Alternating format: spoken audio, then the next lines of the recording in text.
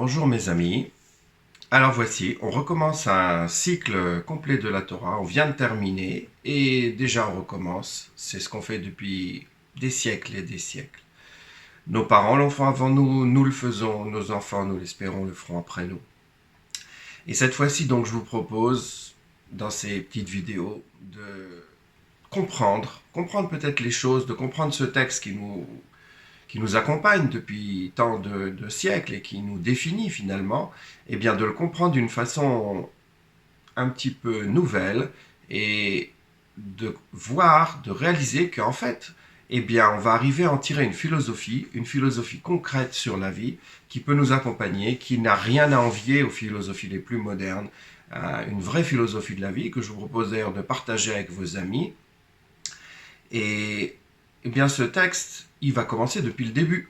Et le début, voilà, c'est la photo que je vous présente. C'est une photo qui, pour moi, représente le début de différentes façons. Tout d'abord, ben, évidemment, on voit la nuit complète mélangée avec de la lumière. C'est pas très défini, c'est de l'eau. Hein, c'est la surface du lac Léman, l'endroit où j'ai appris quand j'étais tout petit. Donc, et c'est aussi une photo que j'ai photographiée, une de mes toutes premières photos. Je devais avoir 14, 15 ans, 16 ans, 15 ans quand j'ai photographié ça avec mon premier appareil photo et je découvrais à peine les joies de la photo. Et voilà, donc c'est un début, le début qui mélange le jour et la nuit sans que les choses soient distinctes, le début qui représente mon début dans la photo, le début de ce que j'ai pu apprendre au cours de ma vie. Et c'est évidemment pour moi aussi l'occasion idéale de rappeler le souvenir de mon maître, mon premier maître, le Rav Bochko, qui nous a quittés maintenant exactement il y a 10 ans à Yom Kippour, donc il y a à peine quelques jours, et qui a tant marqué des générations et des générations d'élèves. Alors voilà, on va commencer. Et cette sidra, la première sidra du premier livre de la Torah, elle est fondamentale. Elle va nous permettre de définir deux problèmes qui sont les problèmes les plus importants et qui vont en fait poser les bases de tout ce qu'on va pouvoir dire par la suite. Le problème de la métaphysique, d'abord le problème de Dieu, de savoir qu'est-ce que c'est cette notion de Dieu, et ensuite le problème de l'action humaine, le problème de l'éthique, le bien, qu'est-ce qu'on va faire, qu'est-ce qui est bien, qu'est-ce qui est pas bien, et comment définir, et comment arriver à cette conclusion. Alors c'est des choses qui sont pas dites de façon littérale, qui nous sont pas enseignées dans le système dans la manière de penser et la manière de s'exprimer de la philosophie grecque, qu'on a peut-être plus l'habitude de lire dans nos contrées. Mais toujours est-il qu'il suffit de gratter un tout petit peu le texte et on arrivera à le comprendre et on arrivera à en tirer des choses qui sont tout à fait incroyables, vous allez voir. Alors on va commencer. Alors, disons dès l'abord que le texte biblique, il est partagé en deux parties, mais deux parties qui sont totalement inégales. Totalement inégales. La première partie est très très courte. La première partie, c'est le début de notre sidra. Bereshit bara Elohim et hashamayim ve'et haaretz. Au début, au commencement, Dieu créa les cieux et la terre. Ve'haaretz haïta tohu vavohu. Et la terre était tohu bohu, ce qu'on ne sait pas exactement traduire, disons désordonné. Ve'ruach Elohim merachefet al penei hamayim. Et l'esprit de Dieu planait à la surface des eaux. Voilà, ça c'est la première partie. Il n'y a rien au début, il n'y a qu'une structure physique. Il n'y a qu'une structure physique sans aucune définition, sans avenir, sans passé, sans rien. Tohu vavohu. Et Rashi, commentateur donc du Moyen-Âge, commentateur juif le plus important, qui a rassemblé dans ses commentaires, qui a fait une synthèse incroyable de tous les commentaires rabbiniques qui l'ont précédé. Il cite aussi bien le Talmud babylonien, le Talmud de Jérusalem, les Midrashim, des enseignements de ses maîtres, et il personnalise dans son texte d'une concision extrême et d'une profondeur, comme nous allons le voir dans les semaines qui vont suivre, d'une profondeur remarquable. Il personnalise, si vous voulez, la tradition juive rabbinique. Voilà, c'est pour ça que j'ai aussi appelé ces conférences « Prendre un café avec Rashi, Kant et Sartre », parce que Kant et Sartre, évidemment, la philosophie occidentale, mais Rashi qui représente toute la tradition rabbinique. Alors Rashi nous enseigne dès le début parce qu'il a relevé des contradictions dans le texte, je ne vais pas rentrer dans le détail, mais il nous enseigne dès le début qu'en fait, tout le texte biblique ne vient pas nous enseigner l'ordre de la création. C'est pas un livre de physique ou d'astrophysique, c'est pas un livre de biologie, la Bible, c'est pas ça son but. Hein. Alors pour le dire dans les mots de Rashi, Lo ba amikra le orot seder abria, le texte biblique ne vient pas nous enseigner l'ordre de la création, l'omar chez Elu kadmu, pour nous dire que ceux-ci ont précédé, donc il y a un certain ordre, on a d'abord créé ça, une histoire en fait. Hein. Non, loba, je vais vous lire les références, j'ai trouvé ça dans plusieurs cités, dans plusieurs versets. Donc d'abord chapitre 1, Rashi en parle dans le verset 14, dans le verset 24, chapitre 2 dans le verset 4, et tout ça on peut le consulter dans le Midrash Rabbah, la 12e paracha, alinéa 4. Voilà, donc Loba leorot chez Elu kadmuleenu. Il n'y a pas d'ordre, c'est pas ça qui compte. La première partie de la Bible est une partie qui ne donne pas de sens à la création. C'est la partie de l'absurde. Dès le 3e verset, on arrive avec quelque chose de différent. Vayomer Elohim yehi or, et Dieu dit que la lumière soit, vayehi or, et la lumière fut.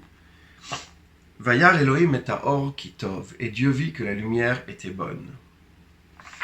En fait, dès le début, dans la première partie, on nous apprend déjà que la création biblique, la création, elle n'est pas absurde.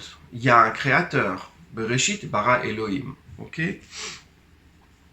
Mais il y a une création, la création existe. Nous vivons dans quelque chose de concret, on ne vit pas dans une sorte de matrix. Ça, c'est le premier enseignement de la Bible. Le deuxième enseignement, déjà dans cette première partie, qui a priori n'a aucun sens, c'est le fait que Ruach Elohim merachefet al penei hamayim, que l'Esprit de Dieu pouvait déjà planer sur la surface des eaux. La rencontre est possible. La rencontre entre cette matière et l'Esprit de Dieu, on va tout de suite voir qu'est-ce que c'est cette notion, elle a une possibilité. L'Esprit est déjà disponible à cette rencontre. Il plane. Et cette rencontre, puisqu'elle est possible, elle va devenir le but de cette création. On va voir, on le voit tout à la fin dans la dernière Sidra, pour ceux qui ont déjà vu mes précédentes vidéos, alors oui, on a compris. Cette rencontre, elle est possible. Celui qui va la réaliser, c'est Moïse. La Sidra de Vezot HaBracha, qu'on vient de lire il y a quelques jours. Mais voyons tout de suite la deuxième partie, qui va comprendre depuis le 3e verset, peut-être même le 2e verset, selon qu'on puisse comprendre, de la Bible, et jusqu'à la fin, jusqu'à la dernière ligne du dernier chapitre, du dernier livre. Alors oui, cette deuxième partie, c'est celle de la rencontre, c'est celle qui est le but, après l'expression de cette possibilité de rencontre avec l'Esprit de Dieu qui plane sur la surface des eaux. Alors on va, oui, essayer de trouver, de potentialiser cette rencontre. Et le texte suivant nous apprend, dès le verset suivant, dès le 3e verset, nous apprend en fait deux choses fondamentales. La première des choses, c'est que Elohim, Dieu, c'est celui qui dit Yehi, que soit, que arrive, Yehi or, que la lumière soit. Donc il appelle à l'être. Il appelle à l'être, il donne une définition. Définir dans la Bible, quand on donne un nom, quand on parle de quelque chose, on le fait sortir de l'anonymat, on lui donne un sens. On va changer les noms des personnages. Abraham va devenir Abraham, et c'est à ce moment-là qu'il va pouvoir réaliser sa potentialité de devenir Av Amon Goïm, le père de multiples nations. Parce que justement, dans le nom, quand on nomme quelque chose, c'est pas quelque chose d'anodin. Dans la Bible, donner un nom, de nommer quelque chose ou quelqu'un, c'est lui donner une signification. Et là aussi, donc, Dieu donne une signification. Le simple fait de nommer va faire sortir la chose de son anonymat, de son rien, et va faire l'appeler à l'être. Il va avoir un sens rien, uniquement par le fait que Dieu l'a appelé à l'être. Ça, c'est la première partie. Donc, il n'y a pas d'absurde. Il y a un appel à l'être, et les choses qui sont là, elles sont concrètes et elles représentent quelque chose. À nous, à maintenant, de savoir qu'est-ce que c'est ce quelque chose et quel est son potentiel. Le potentiel, il est là, tout de suite indiqué. Vayar Elohim et or ki tov. Voilà, le tov, le bien, il est apparu. Alors la première des choses qu'on peut dire sur ce tov, sur ce bien, sur cette possibilité de l'éthique, la première des choses qu'on peut dire, Bien évidemment, c'est que c'est quelque chose qui existe. C'est quelque chose qui préexiste à la création. C'est-à-dire que Dieu voit le bien et il dit, ma création, elle est conforme. J'ai appelé quelque chose à l'être et il est conforme à ce bien. Ce bien préexiste. Donc finalement, la notion de Dieu, en fait, contrairement à ce que nous enseigne Spinoza, Spinoza il commence son livre remarquable sur la Bible, hein, le traité théologico-politique, dans son introduction déjà, il dit qu'on ne peut rien dire sur Dieu dans la Bible. On peut dire ce qu'il fait, la Bible nous raconte ce que fait Dieu, mais on ne peut pas dire ce que Dieu est. Moi, personnellement, en toute modestie, je ne suis pas d'accord parce que je lis les choses et voilà, je découvre quelque chose d'extraordinaire. Qu'est-ce que je découvre? Finalement, la seule particularité, la seule définition qu'on peut donner de l'idée de Dieu, c'est que Dieu est celui qui appelle à l'être. C'est celui qui fait sortir les choses de leur anonymat. C'est celui qui leur donne une vie, qui leur donne une symbolisation, un sens. Donc la vie n'est pas absurde, contrairement à ce que pouvaient penser de nombreux philosophes, hein, en commençant à partir des atomistes grecs, en allant jusqu'à Albert Camus. Ben oui, Albert Camus, la vie est absurde. C'est la seule question qui se pose pour Albert Camus, c'est la question du suicide. Dans la mesure où la vie est absurde, pourquoi est-ce que je dois vivre? Eh bien non, nous dit la Bible, dès ses tout premiers versets, la Bible nous dit c'est Dieu qui appelle à l'être et cet appel à l'être va mener vers un tov, vers un bien. Donc Dieu appelle à l'être et finalement la seule définition qu'on va pouvoir donner de Dieu, c'est que c'est celui qui donne un sens. C'est-à-dire, si je dis les choses d'une autre façon, dans l'autre sens, mais en fait c'est exactement la même chose, c'est-à-dire que le sens qu'on va pouvoir percevoir dans le monde qui nous entoure, nous en tant qu'êtres humains, quand on va scruter le monde qui nous entoure et qu'on va y voir une signification, eh bien, l'origine de ce sens, on a pris l'habitude, on l'appelle du mot de Dieu, du nom de Dieu. Voilà. Donc c'est tout ce qu'on peut dire sur Dieu. Dieu, c'est l'origine du sens. Le sens, son origine vient de Dieu et on appelle Dieu l'origine du sens. C'est tout ce qu'on peut dire sur Dieu. Les plus grands philosophes s'y sont déjà cassés la tête, en commençant par Maïmonide, qui l'a vraiment exprimé dans son Guide des égarés, dans sa première partie, le chapitre 59. Mais ça va jusqu'à Wittgenstein, qui termine son livre, son Tractatus, en disant que sur ce quoi on ne peut rien dire, il faut se taire. Voilà, c'est comme ça qu'il finit son livre. Et voilà, c'est ça. Toute personne, on ne peut pas dire quelque chose de plus, quoi que ce soit de plus qu'on pourrait dire, n'aurait, pour le dire en termes simples, puisque c'est ça qui convient ici à cet endroit-là, ce qu'on pourrait dire de plus n'a pas de sens. Mais alors voyons tout de suite la deuxième partie, la deuxième grande question. C'est la question du bien, de savoir qu'est-ce que c'est ce bien. Alors pour répondre à cette question, on continue à lire l'histoire qui nous est racontée. Alors l'histoire, elle nous raconte la chose suivante, la création de l'homme et de la femme, et elle nous dit, on est déjà donc au début du deuxième chapitre, Lo tov eyot Adam levado, il n'est pas bon que l'homme soit seul, et c'est lo ezer kenegdo. Je vais lui faire une aide, quelqu'un qui va l'accompagner avec lui, kenegdo, contre lui, avec lui. Donc, la première des choses que j'en déduis, c'est que l'otov, c'est pas bien. L'otov, c'est-à-dire c'est quelque chose qui n'est pas bien, mais qui a le potentiel de devenir tov. Il faut juste enlever le mot lo. C'est pas quelque chose de rat, de mauvais. Là, quelque chose de mauvais, ça va se rapporter à ce qu'on va voir dans la suite de la Sidra. On n'en parlera pas aujourd'hui, on en parlera plus tard. Mais dans la suite, c'est Dieu qui contemple sa création et qui contemple les hommes et qui dit que Rakra kolayom, leurs pensées sont uniquement mauvaises toute la journée, en permanence. C'est-à-dire que le ra n'est pas encore là. Pour l'instant, on est à du lotov. Mais ce lotov, il va pouvoir être réparé. Lotov eyot Adam levado. Il n'est pas bon que l'homme soit seul. Et c'est loezer kenegdo. Donc, on va passer du lotov à tov à partir du moment où il y aura ezer kenegdo. À partir du moment où l'autre va apparaître. Voilà, ça c'est le secret du lotov qui devient tov, le mauvais, le pas mauvais, ce qui n'est pas encore bon, comment il va faire pour devenir bon. On va tout de suite comprendre pourquoi. Donc l'histoire est connue, Dieu crée tous les animaux, toute la terre, lui donne un sens, et c'est l'homme qui est appelé à donner un sens et un nom à chacun de ces animaux. Mais nous dit le verset, Lo matza ezer kenegdo. Il n'a pas réussi à trouver ce partenaire à travers tous les animaux.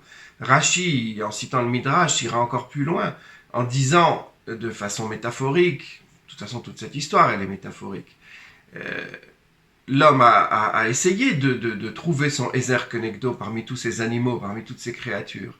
Il a copulé avec chacun des animaux, mais malgré ça, nous dit Rashi, malgré ça, il n'a pas réussi à trouver. Pourquoi ? Parce que ce n'était pas encore le ezer kenegdo, ce n'était pas encore exactement ce qu'il lui fallait. Hein ? Et donc, Dieu endort l'homme et il extrait de lui la femme. Et Adam, le premier homme, va dire « Zot apa'am » cette fois-ci « Etzem me'at samai ou basar mi besari » c'est des os parmi mes os et de la chair de ma chair. C'est-à-dire c'est vraiment comme moi. Il y a donc dans cette création de la femme deux étapes. La première étape, c'est une séparation. Okay ? Il y a Adam et est créé Isha. Maintenant, si Adam était vraiment comme la femme, il aurait logiquement fallu que la femme soit Adama. Mais Adama, on sait, Adama c'est autre chose, c'est la terre. Hein? Adama, c'est de là où est né l'homme, donc l'homme est le couple de la terre, puisque Adam, Adama, mais de Adam, de cette première partie, va naître Isha, oui, la femme, mais va aussi naître Ish. C'est-à-dire que la création va donner une nouvelle entité. L'entité homme-femme, elle vient d'une entité première qui s'appelait Adam. Donc, l'homme lui-même, il a été créé quand la femme a été créée. Ça, c'est la première étape. C'est une étape, disons, de séparation. La deuxième étape dans la création du couple humain, c'est une étape de fusion. Mais ce n'est pas une étape de fusion qui va nous retourner en arrière, parce que ça sert à rien. Pourquoi revenir en arrière si tu avais quelque chose ? C'est une étape qui nous dit « Vedavak be'ishto ve'ayu le basar echad ». L'homme va pouvoir s'accoler à sa femme, et ils ne formeront plus qu'une seule chair, basar echad. C'est une étape de réunion, c'est-à-dire que on a deux entités séparées, Ish, Isha, et ils vont former quelque chose ensemble. Ce quelque chose, évidemment, c'est l'enfant, Rashi le souligne déjà. C'est-à-dire que leur projet va trouver sa réalisation dans la venue au monde de l'enfant. Mais, Matza Ezer Kenegdo, l'homme a trouvé le partenaire qui soit son équivalent. La femme est le totalement autre, puisqu'il n'y a qu'un seul homme, et la femme est créée peut-être à partir de lui, mais c'est l'autre, il n'y a pas d'autre autre, puisque c'est qu'un homme et une femme. Donc c'est l'autre absolu, et pourtant, va dire Adam, c'est la chair de ma chair et les os de mes os. L'homme, Adam, a pu voir l'autre, de recontempler son prochain, de voir l'autre et d'y voir le même que lui. Et de voir le même que lui, c'est ça qui lui a permis de comprendre que c'était Etzem Me'at Samai, un os de mes os et la chair de ma chair. Et c'est ça qui lui a permis de comprendre qu'il n'était plus seul. Donc il a vu l'autre et il a vu qu'il était exactement comme lui. Et c'est ça qui va mener au bien, nous avait dit le verset précédent. Maintenant, on va voir comment. Toujours est-il que, une fois que l'homme a vu que la femme était son égale et que donc son Ezer Kenegdo est arrivé, et bien maintenant, ils vont pouvoir se consacrer à la réalisation de l'enfant. Et l'enfant, c'est la réalisation de ce Tov. Alors, pour comprendre pourquoi le fait de regarder quelqu'un et de voir dans l'autre, surtout l'autre absolu, puisqu'il n'y a que deux personnes, donc c'est vraiment l'autre absolu, à tel point que malgré c'est un écrivain américain, il a même pu dire que les hommes venaient de Mars ou les femmes de Vénus. C'est le titre d'un best-seller. Eh bien, essayons de voir. Imaginons donc un petit exercice intellectuel. Un enfant, à l'âge de pierre, qui vient de naître, connaît encore pas grand-chose de la vie, il connaît encore rien de la vie, et puis il voit dans son groupe humain, il voit le feu, la flamme est belle, elle est chaude, elle est tentante. Et évidemment, il approche sa main, et il veut la toucher, il veut la prendre. Et c'est là qu'il se brûle. Il a donc appris quelque chose. Mais qu'est-ce que ça veut dire d'apprendre quelque chose ? Ça veut dire que la deuxième fois qu'il va voir un feu, peut-être la troisième s'il est un petit peu stupide, mais très rapidement en tout cas, eh bien, il ne mettra plus sa main dans la flamme. Il a compris. Il n'est pas stupide. Il s'est brûlé une fois, deux fois, mais il a compris. C'est-à-dire qu'il a eu une interaction avec le monde qui l'entoure et il a appris. Et donc, il a fait un geste et le monde lui a répondu et lui, il en tire une conclusion. Il s'est donc passé une espèce de dialogue. C'est ça le sens. C'est-à-dire que à travers le monde, on peut parler, on peut agir et on peut recevoir une information. Et cette interaction, ben, ça veut dire que le monde, il a un sens. Il n'est pas totalement absurde. Ça commence à partir de là. C'est déjà quelque chose d'aussi premier que ça. Donc, en fait, cette interaction va permettre à l'enfant d'utiliser l'expérience qu'il a vécue et de pouvoir, d'après le principe qui est clair, le principe de la continuité, je sais que je fais une chose et je vais avoir le même résultat. Ce principe-là, on en parlera la semaine prochaine avec la Sidra de Noir, mais ce principe-là, il va lui permettre de mettre sur pied un mode d'action. Alors s'il rencontre quelque chose d'identique, il va agir de la même façon. S'il rencontre quelque chose d'un petit peu différent, il va essayer de faire une synthèse de son expérience passée. Et avec cette expérience passée, il va essayer de pouvoir réaliser un geste nouveau qui va pouvoir tenir compte de cette expérience. Et ça, c'est ce qu'on appelle le processus de l'apprentissage. Alors qu'est-ce qui se passe au niveau de l'éthique? Ben, c'est la même chose. Je vois l'autre qui est en face de moi. Donc c'est la question morale, de savoir comment me comporter. Okay, je me comporte vis-à-vis du monde en fonction de l'expérience physique que je reçois. Mais je me comporte vis-à-vis de l'homme. Je vois l'autre. Je vois quelqu'un qui est totalement différent de moi-même. Et j'arrive au stade où j'arrive quand même à dire « Etsem me atsamai ou besar me besari ». Donc je vois qu'il est le même. S'il est le même, je me comporte comme je veux me comporter avec moi-même, puisque de la même façon que je ne retouche pas le feu une deuxième fois, eh bien l'homme, si moi je veux pas recevoir un coup, eh bien, je ne vais pas lui donner un coup. Voilà, c'est tout aussi simple que ça. C'est la première règle, ce que j'appelle la règle éthique fondamentale, ce qui a été appelé la règle d'or. C'est ce qui est connu dans toutes les civilisations. Nous, on le connaît chez nous avec le verset de Ve'afta l'ereacha kamocha, tu aimeras ton prochain comme toi-même. On en reparlera au cours de ces commentaires, mais des dizaines de fois. On connaît cette phrase surtout aussi avec la phrase de Hillel. Ce que tu n'aimes pas qu'on te fasse, ne le fais pas à ton prochain. Mais c'est la même chose dit en sens inverse, on y reviendra aussi. C'est quelque chose qui a été repris par Jésus, c'est quelque chose qui est connu chez Confucius. Ça existe partout dans toutes les civilisations. C'est la base la plus absolue de toutes les philosophies morales, que ce soit la philosophie de Kant qui ne veut pas utiliser qui que ce soit comme objet mais comme but, que ça soit une philosophie au contraire qui soit une philosophie utilitariste. Eh bien oui, on cherche le bonheur de tous. Le bonheur de tous, c'est ce qu'on veut pour soi-même aussi. Donc on veut le même bonheur pour tout le monde. Mais c'est la même chose, c'est la base. C'est la base la plus première. La plus première. C'est pour ça que j'appelle ça l'éthique première. On en reparlera plein de fois. Donc l'homme qui a vu la femme, et il en a vu l'autre, et il a déduit, elle est comme moi. Déjà, disons les choses telles qu'elles sont. Celui qui voit la femme comme inférieure, quelle que soit la civilisation, etc.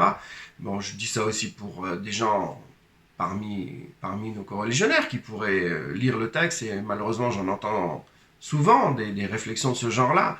Eh bien non, ils n'ont pas compris le sens premier des tout premiers versets, le sens littéral des tout premiers versets de la Bible. La femme, etzem me'atsamai ou besar me besari, elle était exactement l'équivalent. C'est la base de l'éthique, c'est la base de toute la compréhension de la Bible.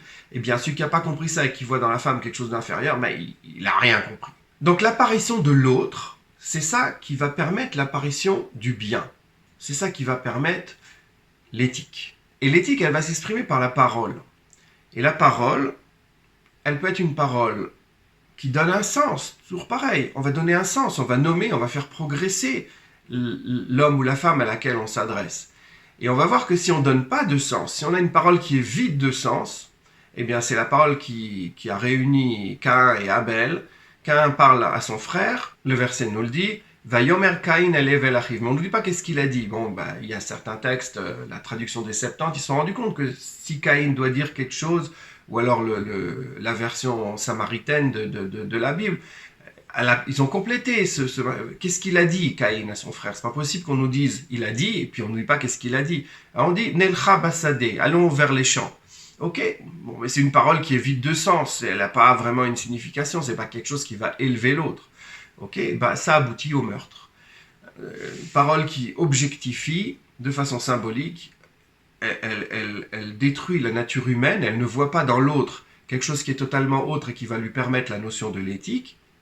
Donc, elle le détruit et elle le tue. C'est ce qui s'est passé avec Caïn et Ève, le premier meurtre. Enlever la vie parce qu'on a enlevé le sens. Et ce sens va revenir quand la parole créatrice, elle va être l'appropriation de l'homme.